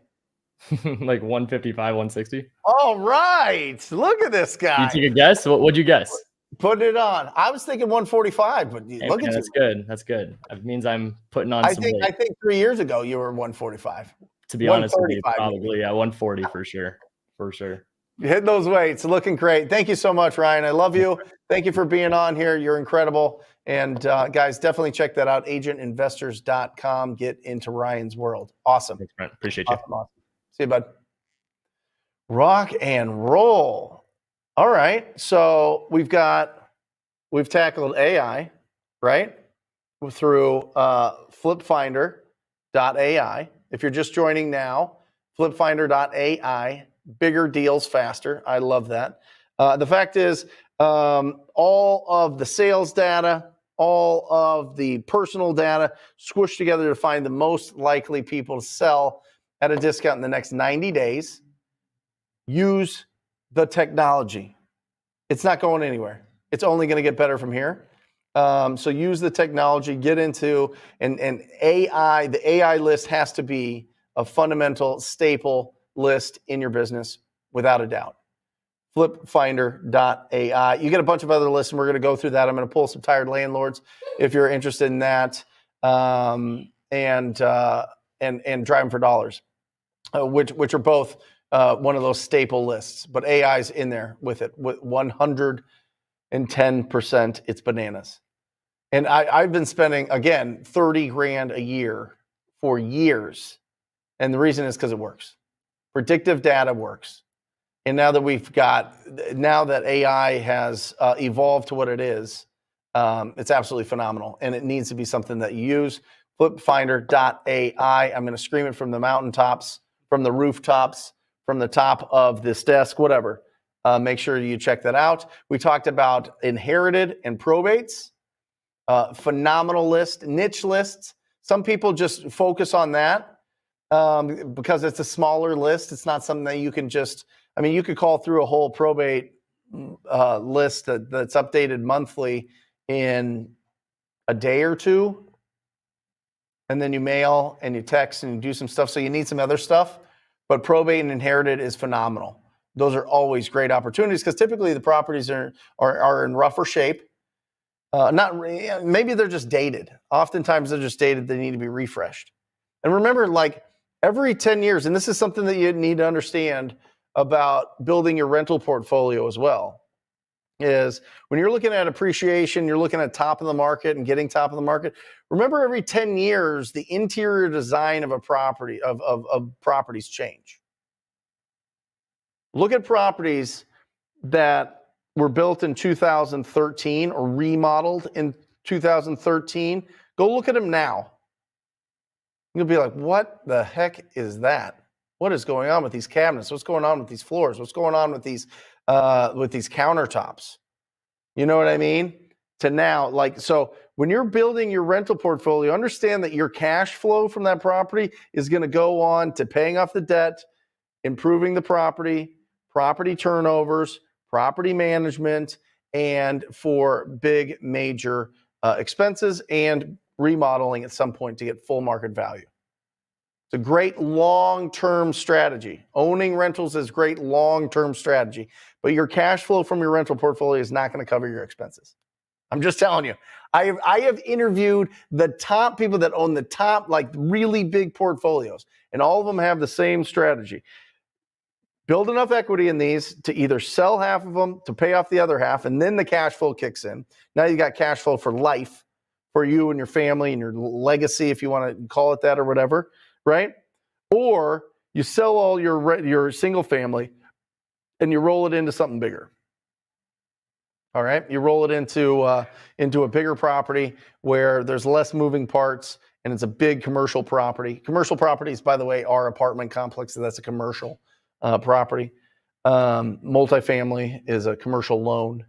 Commercial properties like the building that I'm in right now that I own is commercial. But just understand that. Understand that the cash flow is not going to cover your expenses until you get those paid off, which happens. It happens. 20 years, 25 years, you're set. It's a great return. You can leverage. You got all that stuff, but get them paid off.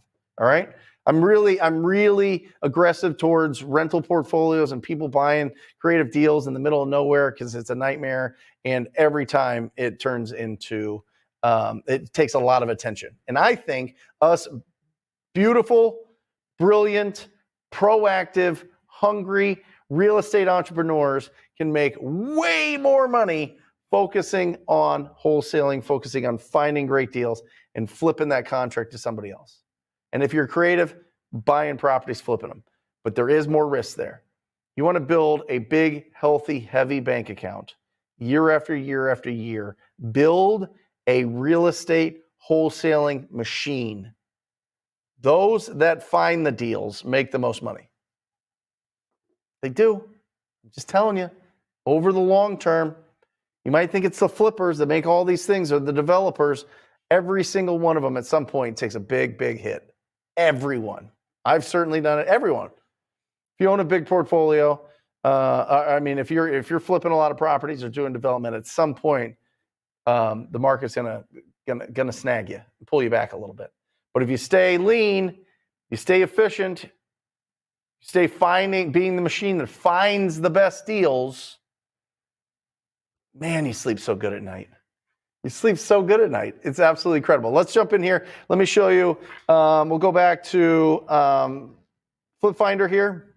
We're going to go to property leads. We're going to pull up some tired landlords. I'm going to do this in Maricopa County.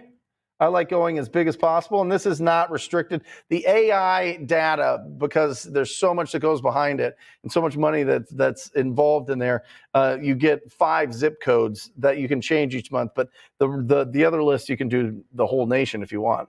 But I like doing my county. I like going into the absentee owners list here. I like going individual first. And I want to just look at the properties that are single family. And I like starting out there. Now, these are the filters that I want you guys to use. By the way, that's 150,000 properties right here, boom, boom, boom, in Arizona. So that's why we filter it down. Again, guys, bread and butter, 2,000 square feet or less to start out. If this list is too big, go to 1,500 square feet. But usually 2,000 is going to do it. Property value. I want you to Google your median sale price. Literally median sale price. Let's do median sale price. Maricopa County. Boom. 540. That opens it up even more. 540. I would probably keep it at 440, but we're playing around here. Year built 30 years ago, guys. 30 years built before 1993. I want those good, juicy deals. And then what I'd like to do, custom range for last time it was sold. I want to go 10 years to really get this list down. It's at 49,000 right now. That might seem overwhelming, but I can get in here and get to smaller if we can go. This list will get smaller by how long it's been owned. And I just usually go like the first day of the year. I don't get too crazy with it. So I go 2013, boom. And now I've got 18,000 properties to go after. Bippity boppity boo. That's what I'm talking about. By the way, you can pull pre-foreclosures in these lists here in flipfinder.ai. You can pull the active listings, your cash buyers. I'll show you a little trick with the cash buyers in just a second. Delinquent tax, free and clear, high equity, low equity, and upside down for all of those sub-tour creative people out there. By the way, this thing right here is a little chat bot. Boom, chat bot. You just start talking it up, answering questions. Also right here, I think it's here. No, it's not here. It's over here.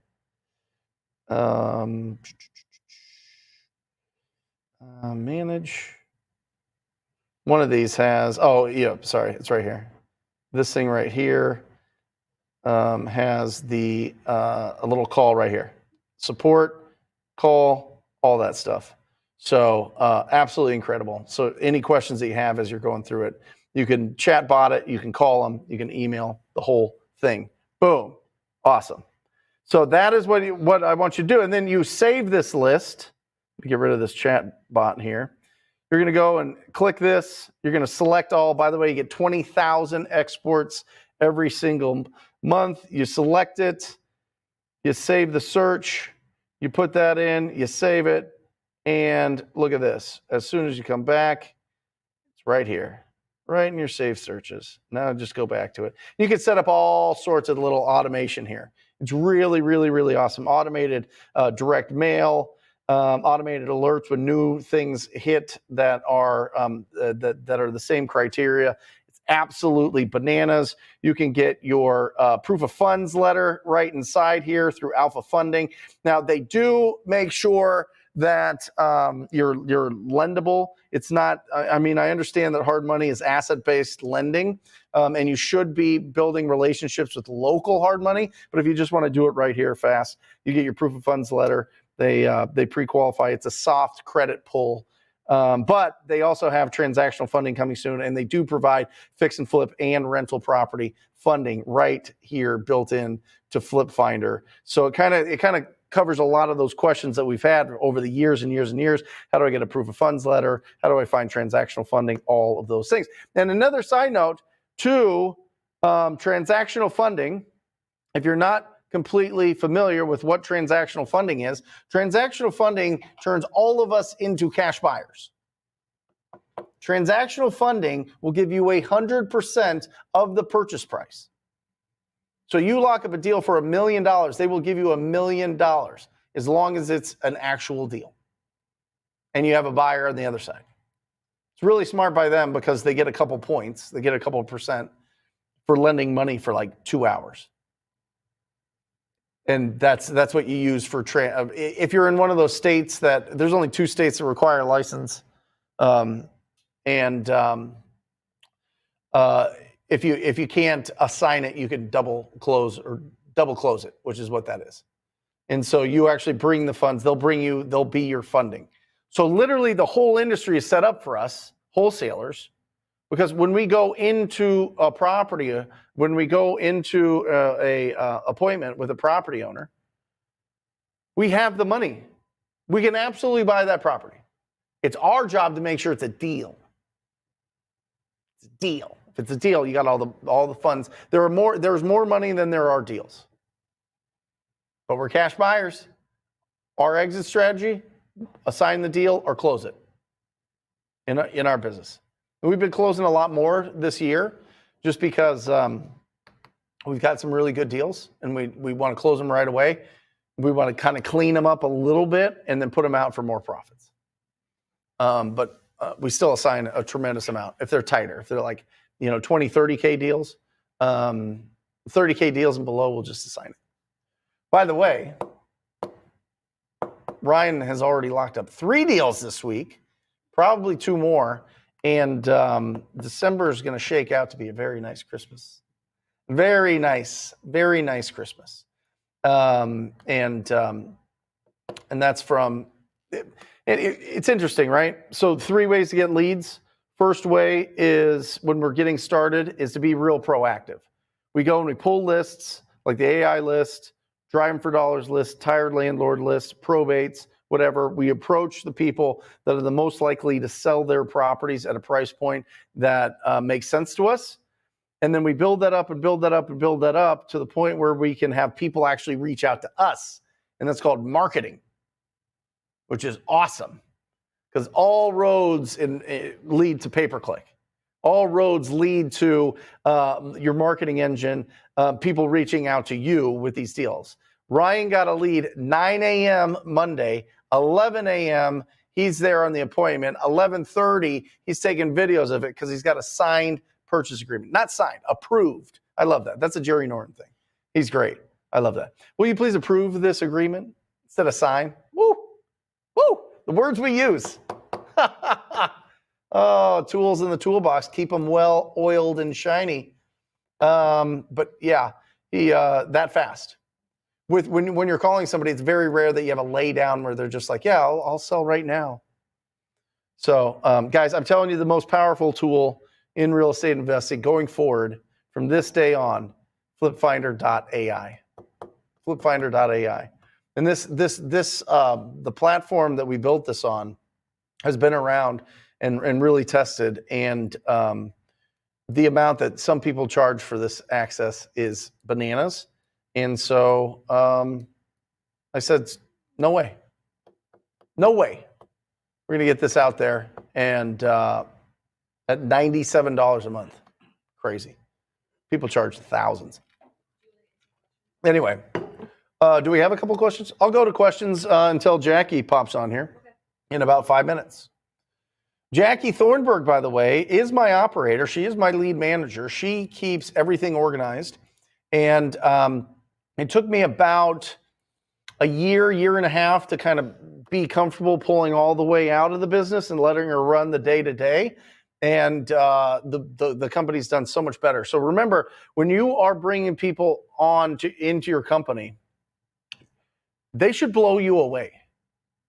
They should be teaching you stuff as you're interviewing them, as you're approaching them. They should already have a job, first of all. That's key. They should have a job already. And second, they should be teaching you stuff as you're interviewing them. That's when you know you have the right people on your team, in your company. They're teaching you how to be efficient. They're teaching you things that you don't know about their job. Those are the right people, not people that just are warm bodies and they're going to do it because they got a smile on their face and, they're $4 an hour or $10 an hour or something, and they live somewhere exotic. They got to be teaching you stuff. They got to bring a lot to the table. If you're teaching them how to do their job, you have the wrong person. Just telling you. The amount of training that I gave Ryan for acquisitions was basically just teaching him real estate terms and the process so that he can communicate it with the property owners. That's right. Paul, this just came out. This literally came out yesterday. So this is, but if you're talking about how much machine learning deals I've done, hundreds. I mean, because we've had the company that cost $30,000 a year for this for I don't know, how long have we had them under? 5 years. So probably not hundreds. I would say probably 100. Yeah.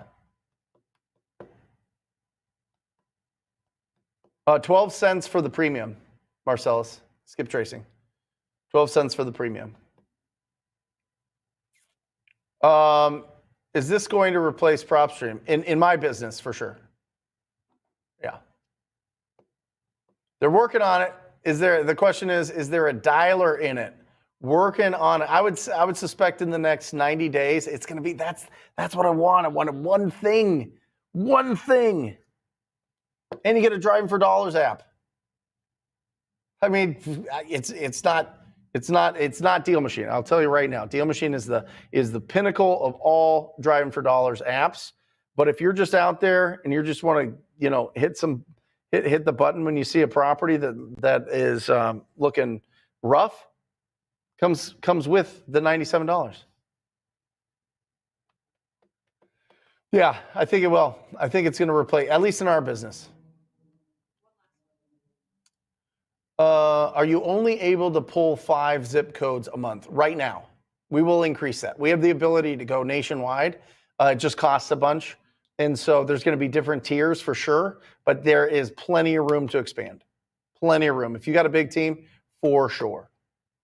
Louise, Brent should add workout nutrition plans within the Rhino courses. That's right. Here's the nutrition plan. Eat less calories than you burn. That's how you lose weight. That's just it. Try to eat 1 gram of protein per body weight every day. And then don't go more than 3 days without sweating. Now, that is totally different than Jackie's, my incredible lead manager and operators regiment. But I would say, listen, get out there, push some weight, push some metal, do the things that I really like. This thing from Alex Ramosi where he says, if you can't do it for 10 years, don't do it. Do something that you can do for 10 years. All right. If it's something crazy and obscure, I mean, you could test it out, you could taste it, but the things that really are long lasting that you could build real habits and behaviors around, which is essentially what habits are. Cool. Guys, this is Jackie is one of my favorite people on this planet. She keeps us all organized. We're all over the place. She came into my business, and Jeremy, my disposition manager, who she's married to, and Ryan, my acquisition manager, we were college roommates. We played college football together. I'm a huge supporter of working with friends and family. Unless you're a total jerk, it works out, and nothing is more fulfilling than winning with the people that you love. And so it's awesome. So, but she has to jump into that mix of all of our relationships, and then bring in and is responsible for bringing in all the other talent to round out all the other parts of the business, keep us all organized. By the way, every single day, the company is responsible for submitting end of the day reports. And so I think we're going to start with that so that you can understand how there's accountability and how there's organization, and so that you can keep things real efficient. And with that, I bring on the incredible Jackie Thornburg. Jackie, welcome. Thank you. Well, thank you. Thank you so much for that introduction. That was lovely. Well, I love you, and I am excited to have you on here as the headliner of today's show. So, end of day reports. What is that? What is that, and why do we do it?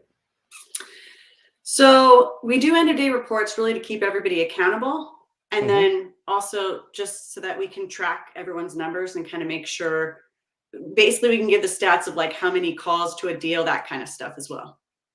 And so why is that important?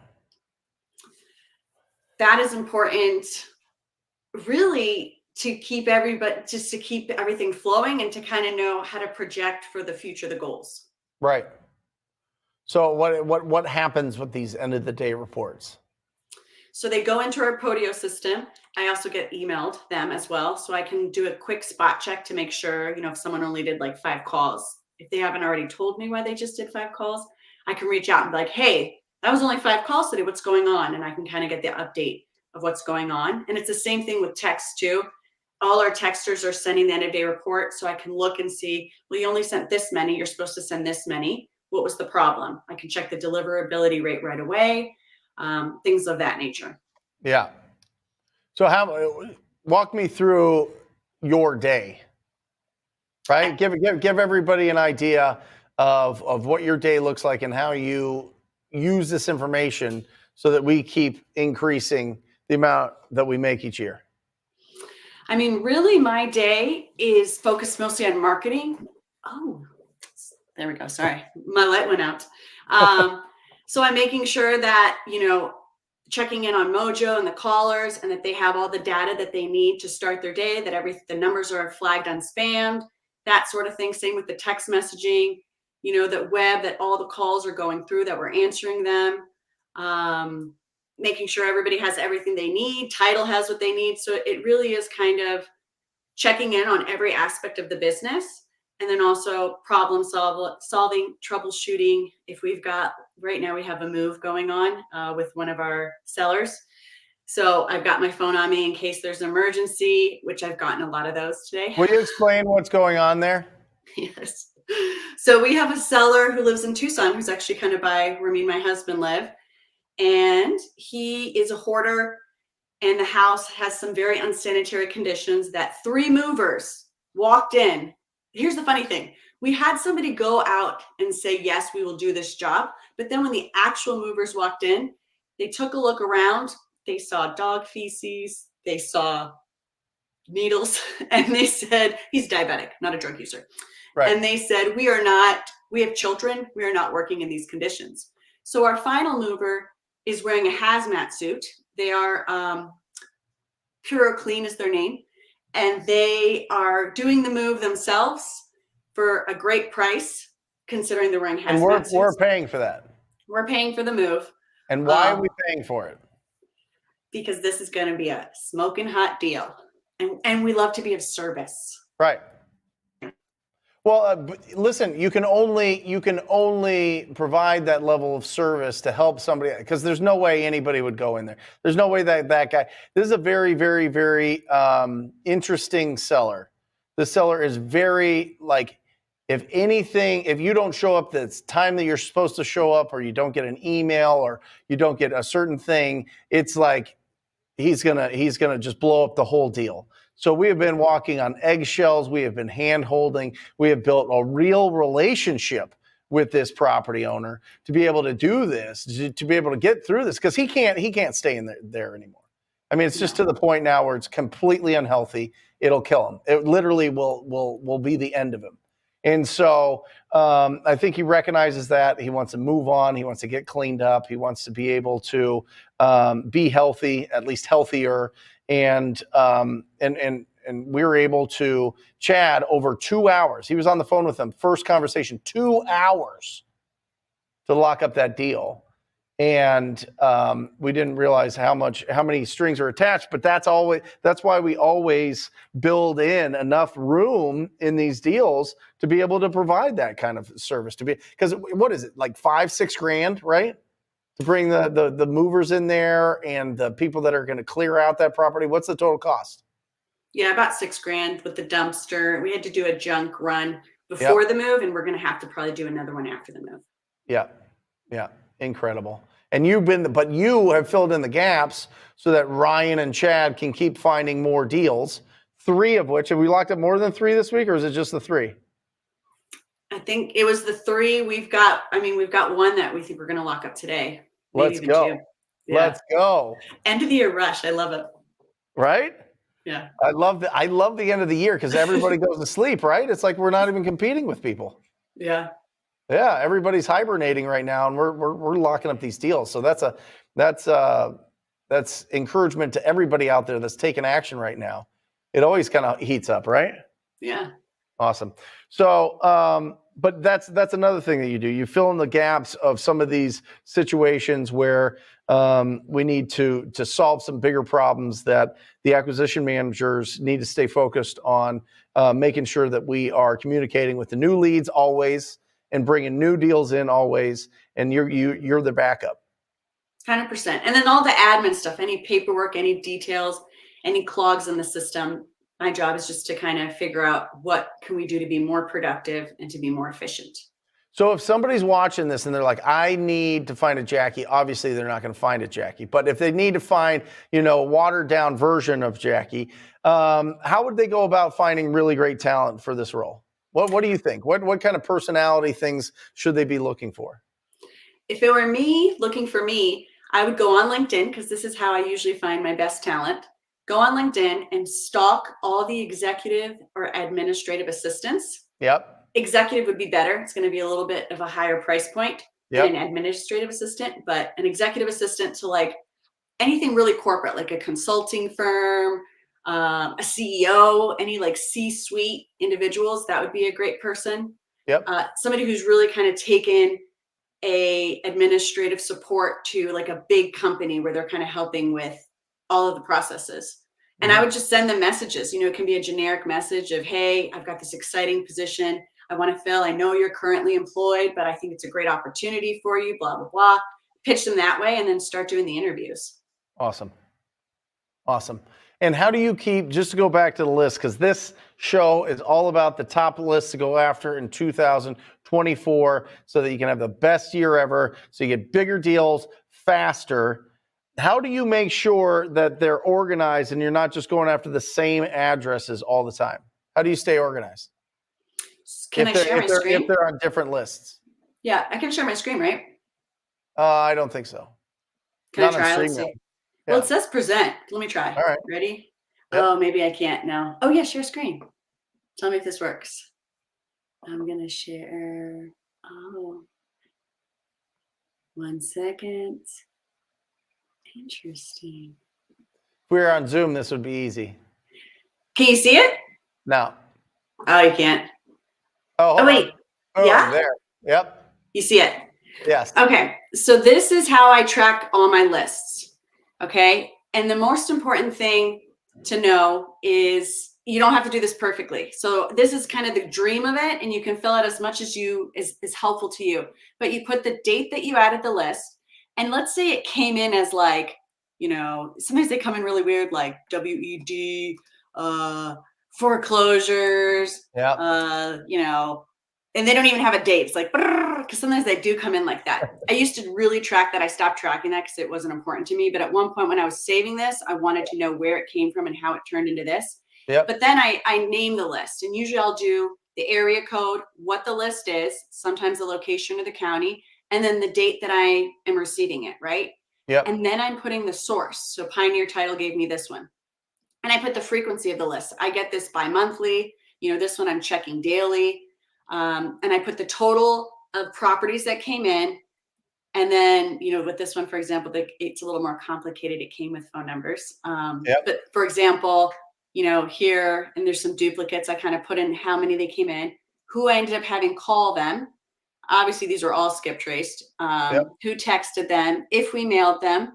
And then when we were using batch, this was my list organization system where I would kind of do a master pre-foreclosure, master notice of default, and then the tags were the list name.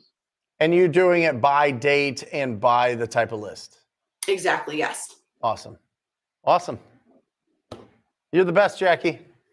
Thank you so much. Thank you for being on here, guys. Give Jackie some love in the comments section. I love you. I'll see you soon. I'll see you Friday. Awesome. Guys, I'll see you tomorrow. So Jackie and I spend a couple hours, 2 to 3 hours each week auditing all the lists. The leads. We go through the leads and just make sure that we're removing any that don't that need to be removed, because bad leads hide the best leads. All right. So make sure that you get rid of the leads that will never do business with you. And the more experience that you have, or the more that you're around somebody that has experience, the faster that you can disqualify the leads that you have. Awesome. That's it, guys. That is our show. That is 2 hours of showing you the absolute best list to go after in 2024, guys. Definitely check out flipfinder.ai. I'm going to be talking about it on this show all the time. It's an unbelievable tool. It's got your CRM. It's got you, Matt, just put this on here so I don't have to laundry list this. But this is what it is. Right there. You get all those different lead types, 5 AI zip codes, 20,000 downloads. You can direct mail. What I would do with Mike and Nichols, and what we're going to do, I shouldn't even say, is we're going to put our probate inherited into Flip Finder, set up automatic emails. They have an incredible direct mail engine, and just mail to that list. We're also going to mail to the AI list and see how that goes. And I'll share all our results here on the channel. But your skip tracing, it's got your CRM, your comping engine, it's all in one. Marketing tools, business tools, all that stuff. And you can get your proof of funds. You can get funding right in here with Alpha Funding. They do a fantastic job, and they've got a great heart, really, really, really great people. And but most importantly, you can pull your AI lists for the most likely people to sell at a discount. 300% higher contact rate with the computer-generated learning AI list. I don't know. I'm going to just call it AI because I don't know the technicality. But it sounds cool, I think. Anyway, that's it. That's our show today. I love you guys. Remember this. The rest of my team is all working, but or they'd come in here. Matt, come here. Luke, come here. We want to say, guys, finish the year strong. You can do amazing things. You're so incredibly powerful. On behalf of Luke and Matt and myself, remember this. Keep your house clean. Hunter's sneaking in. Come on, show them your little snow bunny outfit. There you go. Keep your house clean, your actual house and this house, right? Protect your health and increase your value to the world. You'll live a fantastic life. Love you guys. See you next week.